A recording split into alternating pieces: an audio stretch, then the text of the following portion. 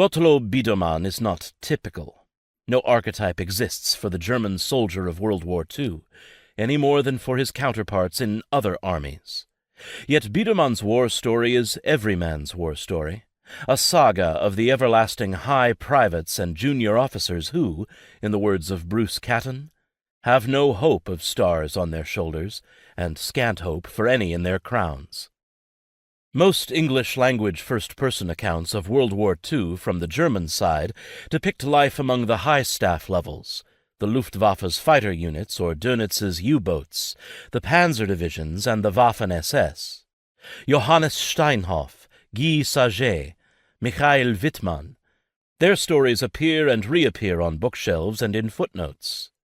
But most of the millions who served in the armed forces of the Third Reich had no celebration of their experiences and their sacrifices. They fought anonymously and died anonymously.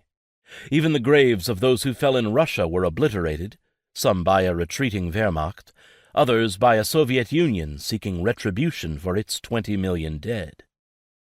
Those who survived found, in a Germany seeking to rebuild morally as well as physically, few outside their families who had time for or interest in their stories. At the end of the century, Germany has nothing like the proliferation of published personal recollections generated in the United States and Britain when veterans retired and opened footlockers and memories, or when children went through their father's things after the funeral. Those stories are by no means all triumphalist. Nevertheless, they describe a good war waged against enemies worth fighting and defeating. What can a German of the same generation say about his war? Biedermann's narrative is structured by the framework of the army in which he fought, by the nature of the Reich he served, and not least by a set of cultural and intellectual conventions vastly different from their British and American counterparts. The German war memoir had its genesis in the experiences of 1914 to 1918. Like those of Britain, France, and the United States, it was the product of a limited, largely middle-class group, the self-conscious and the self-reflecting. It also developed a set of conventions that strongly influenced the genre, because most war memoirists are neither authors nor intellectuals. Simply wishing to tell their story, they tend to do so in established frameworks.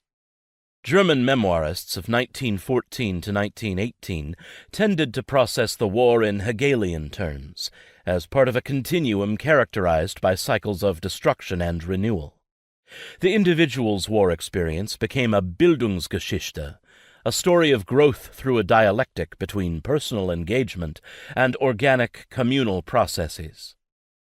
The Germans who recorded their experiences in Hitler's war came overwhelmingly from a generation that regarded those earlier memoirs as the norm for telling what Vietnam-era author Tim O'Brien calls a true war story, a construction depicting truths for which there are no words.